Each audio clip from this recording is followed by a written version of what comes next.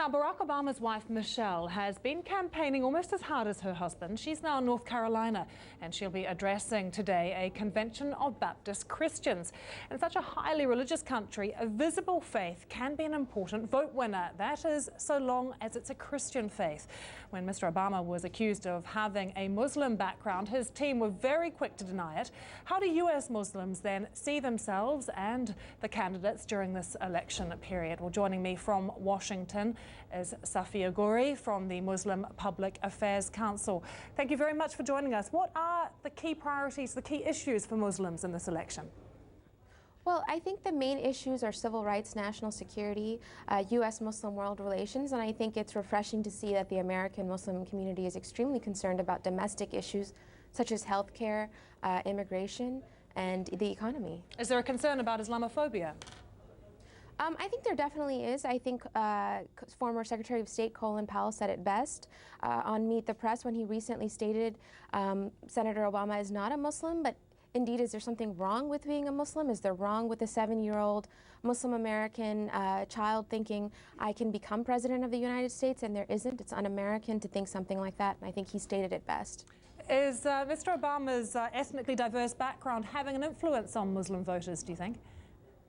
I think more so is the fact that his appeal is with young voters. I've seen young Muslim American voters be actively engaged in this campaign. They're volunteering, they're getting out and voting, they're encouraging others to do so, and I think I've seen it on both sides of the spectrum with the Republican candidate and with the Democratic candidate as well. Are you seeing any candidate particularly reaching out to the Muslim community while they're campaigning? I think Senator Obama has reached out to the Muslim American community on the local and state level. His campaigns have provided surrogates for many of our town hall forums. Similarly, Senator McCain has done the same, where they've both been engaging the Muslim community in the last few weeks. We're seeing unprecedented interest in this election right around the world, and is that something you're also sensing in the Muslim community? Yeah, I think you know, the young Muslim American community and the immigrant community as well is extremely engaged by his message.